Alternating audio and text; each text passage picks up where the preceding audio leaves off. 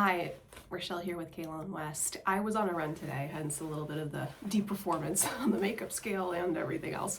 But I was going to say, I was thinking over a situation that happened yesterday evening. I had a client call, a discovery call is what we call them, just to see if we're a good fit between you and I in terms of the hormone therapy that you might be looking for, some of the regenerative medicine solutions we have to offer, and then other things. And I was talking with this lady. She had a history of breast cancer, and she was on certain regimens actually for hormone therapy. Surprisingly, did you know? There is research to support, I should say, of using certain techniques and modalities of advanced bioidentical hormone therapy in breast cancer patients. However, at this time, as a disclaimer, Kaylon West is not currently practicing and applying those modalities, so we do not, unfortunately, take care of active breast cancer patients undergoing therapy who are looking for hormone therapy, nor do we take care of breast cancer survivors who are looking for hormone therapy presently. That might change in the future, but just as a disclaimer.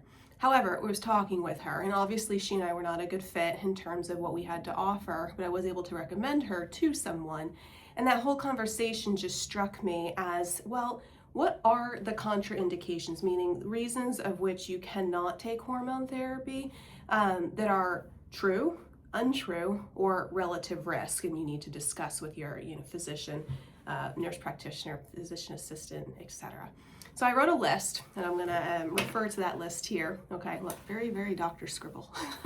I have a true story. If you look at my driver's license signature between PA school, pre-PA school, and post-PA school, wildly different handwriting. So that's true.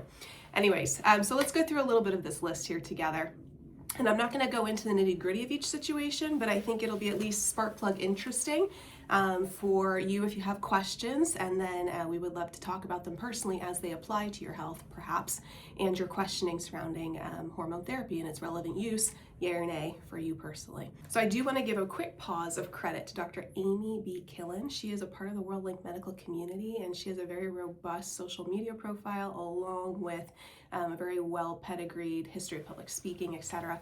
And I did hear her do a talk on this as well. Now, the information is open to the public and is something that WorldLink medical community members are trained on. However, she put it in a very succinct bullet point way that I thought was not only capture your attention, but also easy to remember and good conversation topics for every client because these things may apply to you to know and then to bring to your practicing physician, PA, NP. So let's go through a bullet point list, somewhat similar to hers, but I do want to give her credit where credit is due because I thought it was a really good list of things to lock in on. Okay, so one of the first, perhaps misnomers, or is it true, contraindications that people think about, reasons why not to do hormone therapy, is hypertension.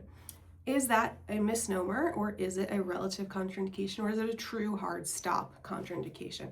The answer is it's not a contraindication. So we'll talk about that with you. There are obviously risks with hormone therapy, and some of them can propagate a little bit of hypertension perhaps, but if you're being monitored and you're being watched appropriately, not a contraindication fully to not use hormones. That's the first thing. Second thing would be a family history of breast cancer. Actually not a contraindication. We definitely want to talk to you about it, but not a hard stop. So please come see us. On my list, the other thing would be something I think people commonly hear, 10 years post-menopause having settled in, that can I use hormone therapy, yes or no?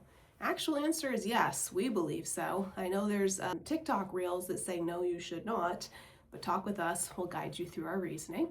Next on the list would be if you have a history of blood clots, not a true contraindication to hormone therapy, surprisingly.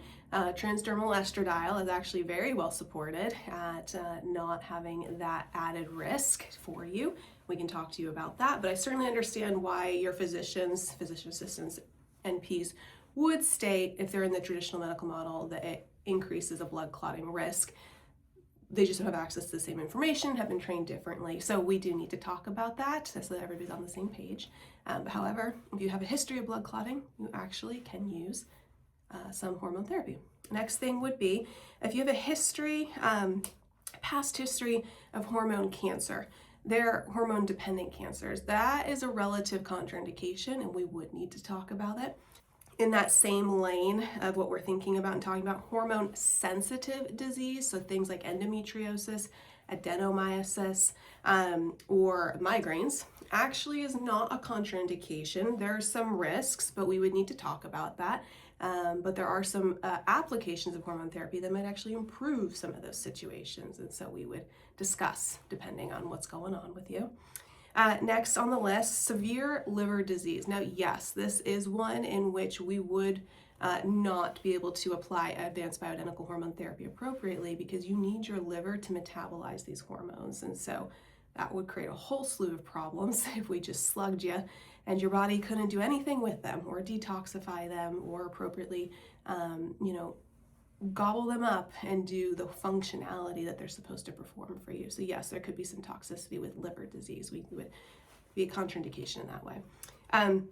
The other contraindication would be abnormal uterine bleeding.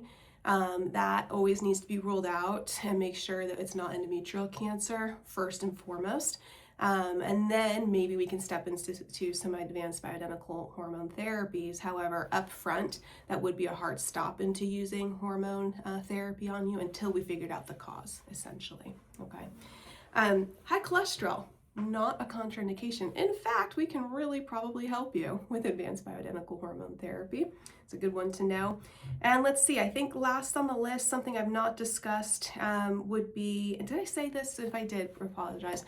A current or recent diagnosis of hormonal sensitive cancer. So things like breast cancer, endometrial cancer, meningiomas, things that respond to hormone therapy.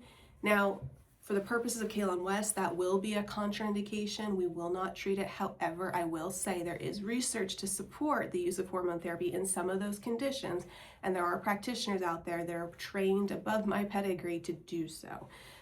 So it's not that you can't find it anywhere. It's just that at the stop of our door, we were not certified enough to be able to provide you what you'll really need with good integrity and a whole team of support in what you're going to be journeying through. So just FYI on that one. I think the last one to talk about would be heart disease or stroke. Now, the FDA warning on hormone therapy and label will say that this is something that you should be cautious with for sure.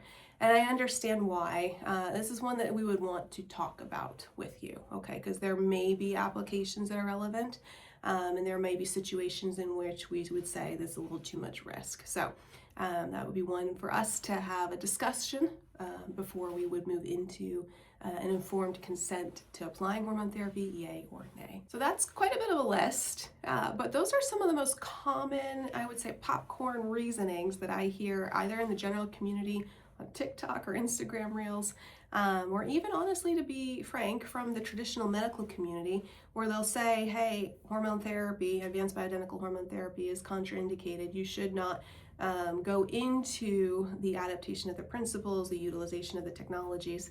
And, most of them are actually not a contraindication, as we talked about. There are really only three major ones from this list: liver disease, abnormal uterine bleeding, and then a hormonally sensitive cancer that you are actively going or undergoing treatment for at this time, and possibly a recent history of it.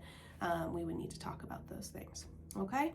Well, hope that helped. And if any one of those situations or scenarios apply to you, our practitioners here at Kaylin West are willing and ready to talk to you about each of them. And we hope to provide you with personal clarity.